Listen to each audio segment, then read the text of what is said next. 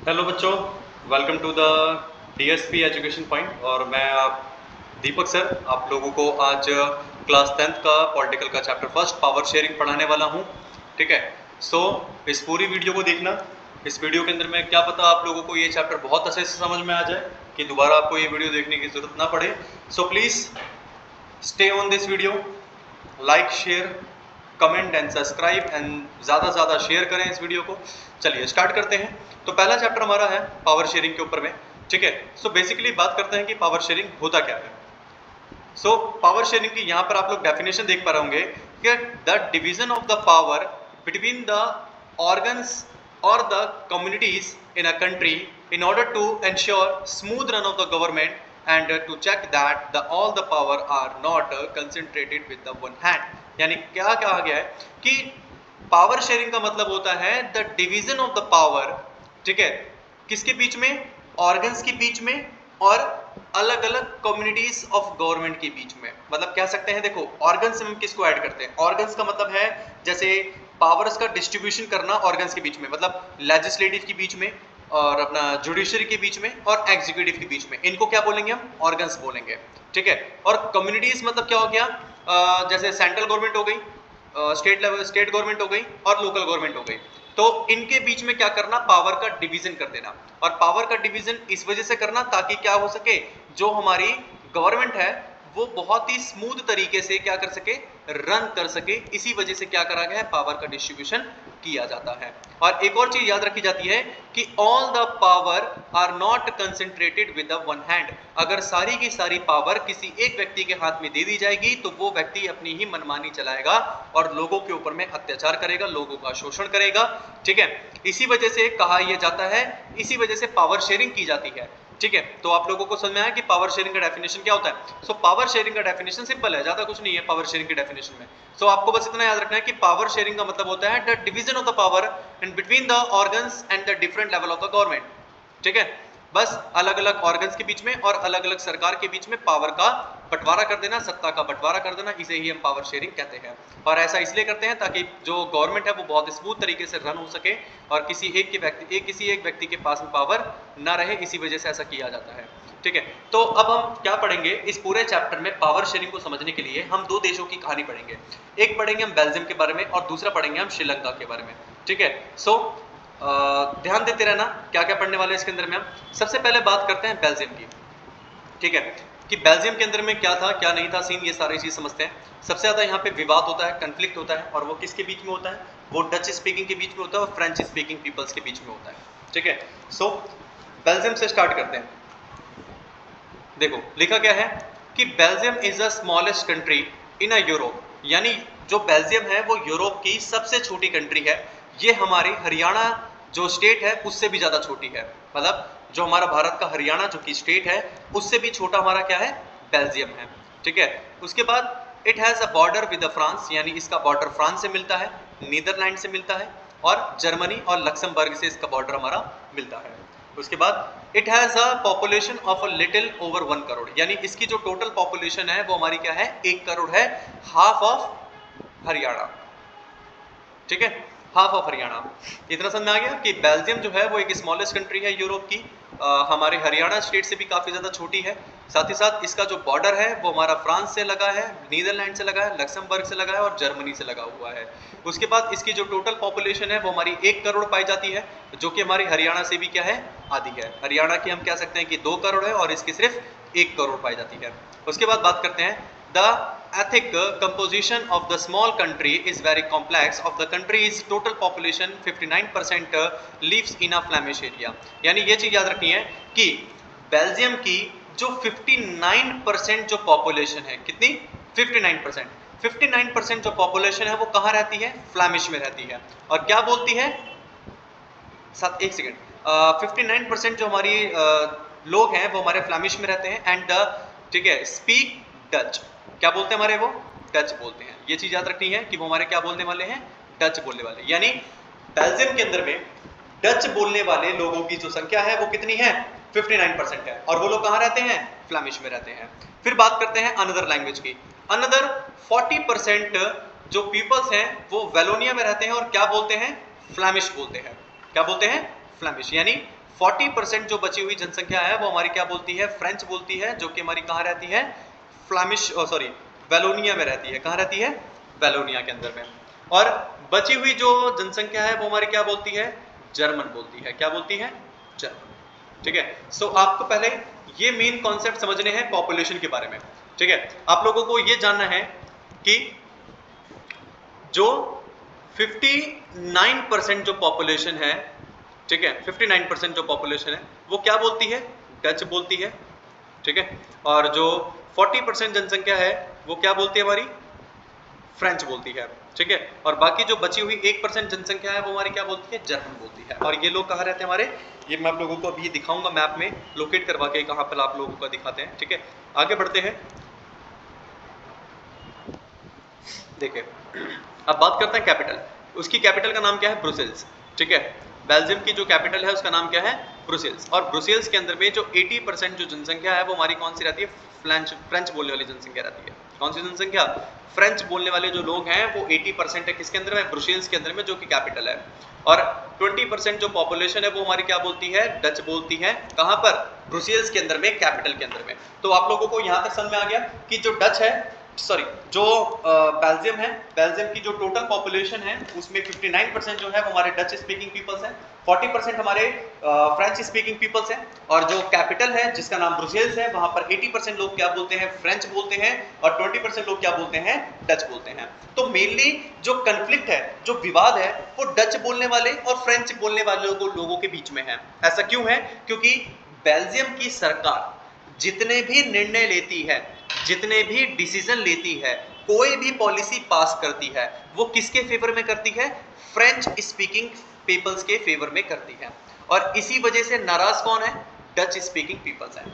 Dutch speaking peoples का कहना यह है कि हमारी जनसंख्या ज्यादा होने के बावजूद भी वहां की सरकार हमारे लिए ना करके बल्कि फ्रेंच स्पीकिंग पीपल्स के लिए ज्यादा करती है। और सारा का सारा गवर्नमेंट का जो फायदा होता है या गवर्नमेंट पॉलिसीज का जो फायदा, सारा बेनिफिट्स जो होता है, वो सारा का सारा बेनिफिट्स किसको जाता है, फ्रेंच स्पीकिंग पीपल्स को जाता है। और इसी चीज को लेकर डच स्पीकिंग और फ्रेंच स्पीकिंग पीपल्स के बीच में बहुत ज्यादा कन्फ्लिक्ट बढ़ जाता है।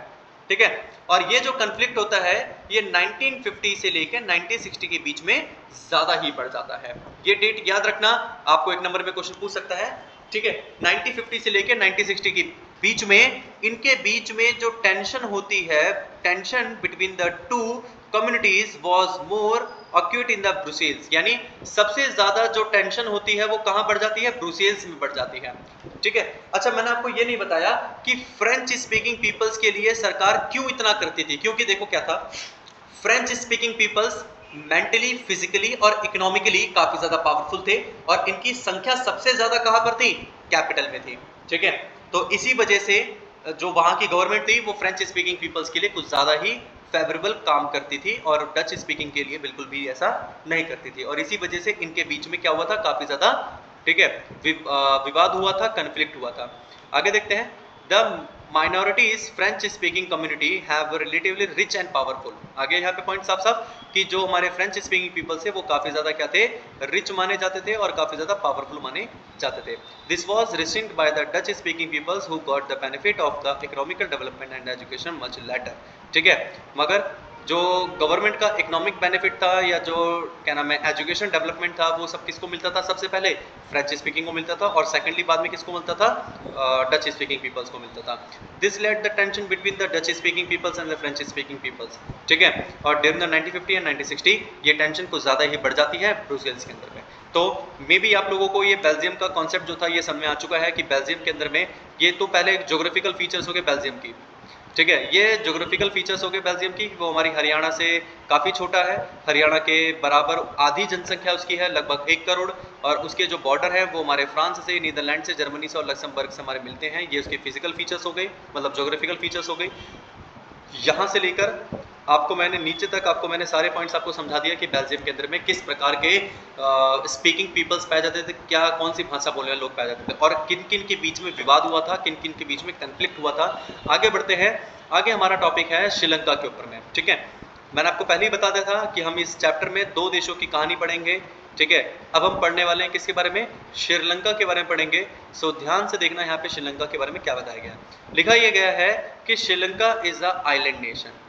ठीक है, क्या लिखा गया है? Sri Lanka is a island nation and few kilometre off the south coast of Tamil Nadu, यानी जो तमिलनाडु है भारत का, उससे कुछ ही, ठीक है, किलोमीटर्स क्या है ये हमारा दूर पाया जाता है।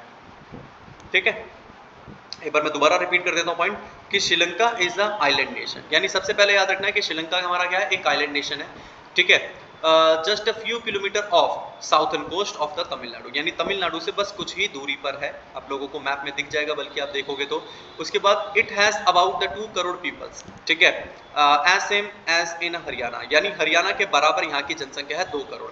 ठीक है, like other nation in the south Asia Sri Lanka has a diverse population, यानी जैसे सभी देशों के अंदर में काफ़ी अलग अलग जनसंख्या पाई जाती है, वैसे ही श्रीलंका में भी अलग अलग जनसंख्या पाई जाती थी। यहाँ पर जो सबसे मेजर सोशल ग्रुप्स पाए जाते थे उनका नाम था सिन्हालास। ठीक है, सिन्हाला जो स्पीकर थे, सिन्हाला स्पीकर जो थे वो 74% पीपल थे। कितने 4% पीपल थे? 74% जो पीपल थे वो कौन से थे? हमारे सिन्हाला स्पीकिंग पीपल थे। और एंड तमिल स्पीकिंग जो थे वो हमारे कितने परसेंट थे? 18% थे। ठीक है, और इस 18% में से भी हमारे क्या थे? सब ग्रुप से, यानी जैसे बताता हूं मैं कि 18% में से जो 13% थे वो हमारे कौन से थे? नेटिव तमिल से। कौन थे हमारे? वो नेटिव तमिल से। और बाकी जो 5% जो लोग थे, ठीक है, वो हमारे क्या थे? क्या नाम है? लंगन तमिल से। ठीक है, या इंडियन तमिल्स कह सकते हैं। देखो यहाँ पे लिख रखा होगा नीचे, हाँ ये रहा।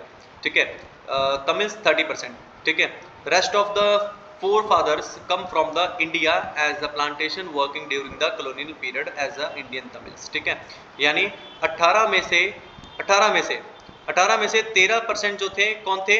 नेटिव तमिल से। 5% कौन थे हमारे बचे हुए? वो इंडियन तमिल से। ठीक है, जो अंग्रेजों के द्वारा साउथ अफ्रीका के अंदर में काम करने के लिए लाए थे, और साउथ अफ्रीका कह रहा हूं मैं, श्रीलंका के अंदर में काम करने के लिए लाया गया था। और श्रीलंका को जब आजादी मिल गई तो वो इंडियन तमिल श्रीलंका में ही बस गए, और उनकी जो टोटल परसेंटेज जो थी वो कितनी थी? 5% थी। तो आई होप आप लोगों को श्रीलंका के बारे में समझ में आ गया होगा कि श्रीलंका जो है वो एक आइलैंड नेशन है, तमिलनाडु से कुछ किलोमीटर दूर है, इसकी टोटल जनसंख्या हरियाणा के बराबर है। यहाँ पर अलग अलग जनसंख्या पाई जाती है, जैसे 74% यहाँ पर सिन्हाला स्पीकर्स हैं, और 18% यहाँ पर तमिल स्पीकर्स हैं, और 18 में से 13% हमारे नेटिव पीपल्स हैं, 5% हमारे इंडियन तमिल्स हैं। आगे बात करते हैं, most of the Sinhala speaking peoples are Buddhist, यानी जो सिन्हाला स्पीकिंग पीपल थे वो हमारे बुद्धिस्ट थे, और जो तमिल्स बोलने वाले लोग थे वो हिंदू और मुस्लिम दोनों हुआ करते थे। ठीक है, there about the 7% in the Christians who are both Tamil and Sinhala, यानी 7% जो बचे हुए जनसंख्या थी, 7% जो टोटल हमारी जनसंख्या बच गई थी वो हमारी कौन थी? क्रिश्चियंस थी। और क्रिश्चियंस जो थे वो सिन्हाला भी बोल लेते थे और तमिल से भी बोल लिया करते थे, जिस वजह से इनको कोई फर्क नहीं पड़ता था कि सरकार किसके फेवर में है और किसके फेवर में नहीं है। ठीक है, किसी के भी फेवर में हो इनका जरूर फायदा होगा, ये इनको पता था, इस वजह से ये कुछ ज्यादा वहां पे बोलते नहीं थे या ज्यादा लड़ते बगड़ते नहीं थे इस बात पे। ठीक है, आगे बात करते हैं मेजोरिज्म इन द श्रीलंका। मेजोरिज्म का मतलब होता है बहुसंख्यकवाद, मतलब श्रीलंका जो थी, श्रीलंकन गवर्नमेंट मेजोरिज्म पे बिलीव करती थी। ठीक है, श्रीलंकन गवर्नमेंट मेजोरिज्म पे बिलीव करती थी। कहने का मतलब यह है कि श्रीलंका की गवर्नमेंट का कहना यह था कि जिसकी संख्या सबसे ज्यादा होती है, ठीक है, पावर भी उसी के पास ज्यादा होती है, और सरकार भी ज्यादातर कार्य किसके लिए करती है? उन्हीं व्यक्तियों के लिए करती है जिनकी संख्या सबसे ज्यादा होती है। इसीलिए बोला गया है कि majorism in the Sri Lanka. So Sri Lanka emerge as a independent country in 1948, यानी भारत के 1 साल बाद यहाँ पर श्रीलंका को भी आज़ादी मिल गई थी, यानी 1948 के अंदर में श्रीलंका को आज़ादी मिल गई थी। The leader of the Sinhala community sought to secure the dominance over the government by the virtue of their majority, यानी वहाँ पर जो मेजॉरिटी लोग थे सिन्हालास, उन्होंने वहाँ पर अपनी सरकार स्थापित करी। ठीक है, और as a result the democratically elected government adopted by the series of majorism. ठीक है, और ensure the establish the Sinhala supremacy, और वहां पर जो सरकार बनी, ठीक है, वहां पर जो सरकार बनती है उसने क्या अडॉप्ट करा? मेजोरिज्म को अडॉप्ट करा। किसको अडॉप्ट करा? मेजोरिज्म को अडॉप्ट करा। और ऐसा इसलिए किया गया था ताकि सिन्हालास को सुपरमेसी यानी सिन्हालास को ज्यादा से ज्यादा पावरफुल बनाया जा सके। ठीक है, आगे देखते हैं और क्लियरिफिकेशन के लिए, in the Sri Lanka 1956 act was passed और recognise the Sinhala as a only official language. यानी 1956 के अंदर में एक एक्ट को पास किया जाता है जिसके अंदर में सिन्हालास को क्या बना दिया गया, सिन्हालास को एक ऑफिशियल लैंग्वेज बना दिया गया। ठीक है, दस द डिसरिगार्डिंग तमिल्स, और तमिल्स को क्या करा गया, डिसरिगार्ड करा गया। तमिल्स को बहुत बुरा लगता है इसके लिए कि हमारी लैंग्वेज को नेशनल लैंग्वेज या ऑफिशियल लैंग्वेज नहीं बनाया गया बल्कि सिन्हालास को ऑफिशियल लैंग्वेज बना दिया गया। उसके बाद द गवर्नमेंट फॉलोज द, ठीक है, professional policies that the favoured the Sinhalese, ठीक है, एप्लीकेंट ऑफ द यूनिवर्सिटी, ठीक है, position and the government jobs. यानी बोला यह गया है इस पॉइंट के अंदर में कि गवर्नमेंट की जितनी भी पॉलिसीज आती थी, चाहे वो गवर्नमेंट जॉब से लेकर हो, चाहे गवर्नमेंट स्कूल हो, चाहे गवर्नमेंट हॉस्पिटल हो, चाहे गवर्नमेंट यूनिवर्सिटीज हो, जितने भी गवर्नमेंट के फायदे थे या जो गवर्नमेंट पॉलिसीज के जितने भी बेनिफिट्स थे, वो सारे बेनिफिट्स जो थे वो सिन्हालास को ही दिए जाते थे, सिन्हालास को ही मिलते थे। जस्ट बिकॉज ऑफ, क्योंकि वहां पर मेजोरिज्म पे बिलीव किया जाता था, यानी जिसकी संख्या ज्यादा सरकार उसी के लिए काम करती है। ठीक है, आगे बढ़ते हैं। अ फ्यू कॉन्स्टिट्यूशन, ठीक है, stipulated that the state shall protect as a foster Buddhism. ठीक है, बोला यह गया बाद में कि जो भी व्यक्ति बौद्धिज्म होगा, ठीक है, जो भी बुद्धिस्ट होगा, जो धर्म से इस धर्म से बिलोंग करेगा, उसको विशेष अधिकार यानी एक्स्ट्रा राइट्स दिए जाएंगे। All these government measures coming one after the other gradually, और एक के बाद एक के बाद एक के बाद एक नई नई पॉलिसीज आती गई। ठीक है, जिसने सिन्हालास को तो सुपरमैसी बना दिया, जिन्होंने सिन्हालास को सुपरमैसी बना दिया, मगर किसको कमजोर कर दिया, कमजोर कर दिया हमारे तमिल्स बोलने वाले लोगों को। ठीक है, श्रीलंकन तमिल्स को क्या कर दिया गया, कमजोर कर दिया गया सरकार के द्वारा, क्योंकि सरकार की नई नई सारी की सारी पॉलिसीज जो थी वो सिन्हालास के लिए ही आ रही थी। आगे देखते हैं। They left that none of the major political parties led by the Buddhist Sinhala leader were sensitive of their language and the culture। ठीक है, सिन्हाला स्पीकिंग जो लोग थे वो अपनी लैंग्वेजेस को लेकर और अपने कल्चर को लेकर बहुत ही ज़्यादा सेंसिटिव थे, जिस वजह से उन्होंने अपनी, ठीक है, लैंग्वेज को क्या बना दिया, ऑफिशियल लैंग्वेज बना दिया, और जो भी उनके कल्चर का होगा, जो भी बौद्ध धर्म का होगा, उनको विशेष अधिकार दिया जाएगा, ऐसा उन्होंने लागू करा था कानून पर। दे फेल्ट, यानी दे का मतलब यहाँ पे क्या है, तमिल्स की बात कर रहे हैं। They felt the constitution and the government policies denied them the equal political rights and discriminate against them in getting the job, others opportunities ignored their interest. उनको लगने लग गया कि सरकार हमें किसी भी अपॉर्चुनिटीज को हासिल करने नहीं दे रही है, वो हमारे इंटरेस्ट को इग्नोर कर रही है, और ये जो सरकार है ये हमारे लिए बिल्कुल भी काम नहीं कर रही है, और ये काम कर रही है सिर्फ और सिर्फ किसके लिए, सिन्हालास के लिए काम कर रही है। ऐसा तमिल्स को लगने लग गया था, तमिल्स को लग रहा था कि उन्हें इग्नोर किया जा रहा है, उनके इंटरेस्ट को इग्नोर किया जा रहा है। ठीक है, जिस वजह से वो काफ़ी ज़्यादा ऑब्सेस्ड हो जाते हैं, और ऑब्सेस्ड होने की वजह से वो लोग क्या करते हैं, ठीक है, इनके बीच में टेंशन बढ़ जाती है, यानी सिन्हाला और सिन्हाला और तमिल्स बोलने वाले लोगों के बीच में क्या बढ़ जाते हैं, कन्फ्लिक्ट बढ़ जाते हैं, विवाद ज़्यादा बढ़ जाते हैं। ठीक है, क्योंकि वहाँ की गवर्नमेंट जो थी वो सिन्हालास के लिए ही काम कर रही थी और तमिल्स के लिए बिल्कुल भी काम नहीं कर रही थी। इस वजह से तमिल जो थे वो काफ़ी ज़्यादा गुस्सा हो जाते हैं, काफ़ी ज़्यादा एग्रेसिव हो जाते हैं, और उन्होंने जंग छेड़ दी एक तरीके से, किसके खिलाफ, सिन्हालास के खिलाफ में। ठीक है, सो आगे बढ़ते हैं। आप लोगों को अगर ये टॉपिक समझ में आ चुका है तो ठीक है, अदरवाइज आप लोगों को इसको बैक करके दोबारा देख लीजिए तो आपको समझ में आ जाएगा। आगे बढ़ते हैं, डिमांड्स ऑफ श्रीलंका, या ठीक है श्रीलंकन तमिल्स। भाई श्रीलंकन तमिल्स की क्या डिमांड हुआ करती थी, इनकी बात करते हैं। ठीक है, इनकी डिमांड क्या थी, इनकी डिमांड ये थी कि इनकी भी क्या बना दी जाए, एक तमिल लॉन्च पार्टीज बना दी जाए। ठीक है, और तमिल को भी क्या बना दिया जाए, एक ऑफिशियल लैंग्वेज बना दिया जाए। इनको भी क्या दिया जाए, इक्वालिटी दिया जाए सभी जॉब्स के अंदर में, एजुकेशन सेक्टर के अंदर में, और अपॉर्चुनिटीज के बीच में क्या क्या बना दिया जाए, एक श्रीलंकन तमिल्स लॉन्च पार्टी, यानी एक पार्टी बना दी जाए जिसका नाम श्रीलंकन तमिल्स लॉन्च पार्टी होगा, यानी खुद की एक सरकार बनाना, खुद की एक पार्टी बनाना। ठीक है, इनको इनकी लैंग्वेज को भी ऑफिशियल लैंग्वेज बना दिया जाए, इनको भी क्या दी जाए, इक्वालिटी दी जाए, किसके अंदर में, अपॉर्चुनिटीज के अंदर में, सिक्योर एजुकेशन के बीच में और जॉब के बीच में। ठीक है, उसके बाद but they demand for the autonomy, ठीक है, provinces populated by the Tamils and very, ठीक है, रिपीटली डिनाइड, यानी क्या करा गया, इनकी जो भी डिमांड थी वो सरकार के द्वारा क्या कर दी गई, खारिज कर दी गई, सरकार के द्वारा इनकी डिमांड को रद्द कर दिया गया और इन डिमांड को पूरा नहीं किया गया।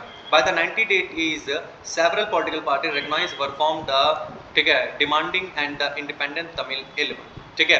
1980 के अंदर में 1980 में कई सारी एक सेवरल यानी कह सकते हैं सेवरल पॉलिटिकल ऑर्गेनाइजेशन बनती है 1980 के बीच में। कब?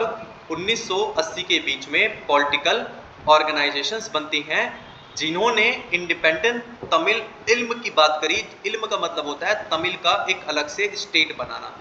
क्या बनाना? तमिल का एक अलग से स्टेट बनाना। इसको लेके कुछ 1980s के अंदर में पॉलिटिकल ऑर्गेनाइजेशन एस्टैब्लिश की जाती हैं। ठीक है, कहां पर की जाती है? Northern and eastern part of the Sri Lanka, यानी श्रीलंका के नॉर्थन पार्ट पर और ईस्टर्न पार्ट पर क्या बना दी जाती हैं? मतलब क्या बनाने की बात होती है?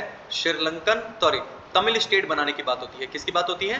तमिल स्टेट बनाने की बात होती है, जहां पर सिर्फ तमिल्स रहेंगे और तमिल्स की सरकार रहेगी और वो सरकार सिर्फ तमिल्स के लिए ही काम करेगी। ठीक है, it soon turn into the civil war. और ये जो बात थी, ये जो बातचीत थी, ये जो डिमांड थी, ये किस में बढ़ जाती है? सिविल वॉर में बढ़ जाती है। किस में बढ़ जाती है? सिविल वॉर में बढ़ जाती है, क्योंकि इनकी डिमांड को पूरा नहीं किया जा रहा था और अपनी डिमांड को पूरा करने के लिए वो लोग सिविल वॉर चालू करते हैं। और उन्होंने अपनी एक खुद की ऑर्गेनाइजेशन बनाई थी जिसका नाम उन्होंने लिट्टे रखा था। आप लोगों की 12th क्लास की पॉलिटिकल में आपको ये बता रखा है, 10th क्लास की पॉलिटिकल में हालांकि नहीं बताया है। ठीक है, इसमें आपको नहीं बताया, मगर 12th क्लास में आप जाओगे पॉलिटिकल अगर लेते हो तो उस पर आपको बताया है कि श्रीलंकन गवर्नमेंट ने मतलब श्रीलंकन जो पीपल थे, तमिल्स पीपल, सॉरी बार बार मैं गलत बोल रहा हूँ, तमिल्स जो पीपल्स थे, तमिल पीपल्स ने अपनी बात को मनवाने के लिए, अपनी डिमांड्स को पूरा करने के लिए वहां पर उन्होंने क्या चालू करवा? एक ऑर्गेनाइजेशन चालू कराया और उस ऑर्गेनाइजेशन का नाम जो था वो लिट्टे रख दिया गया। ठीक है, और बस यही तक आज पढ़ेंगे हम। और अगली वीडियो के अंदर में हम ये जो बचे हुए टॉपिक्स हैं, जैसे हमारा अकोमोडेशन इन द बेल्जियम पढ़ेंगे। ठीक है, फिर पढ़ेंगे why the power sharing is a desirable, क्यों जरूरी है, फॉर्म्स ऑफ पावर शेयरिंग पढ़ेंगे। ठीक है, और ये 3 टॉपिक हम पढ़ के क्या करेंगे? अगली वीडियो के अंदर में इस चैप्टर को खत्म कर लेंगे। ठीक है, सो अभी तक के लिए यही था। अगर आपको ये वीडियो अच्छी लगी है क्लास 10th के बच्चों, तो आप लोग इस वीडियो को देखो, ज़्यादा से ज़्यादा शेयर करो अपने दोस्तों के बीच में, और लाइक करो, शेयर करो, कमेंट करो। Thank you so much, good day, good night.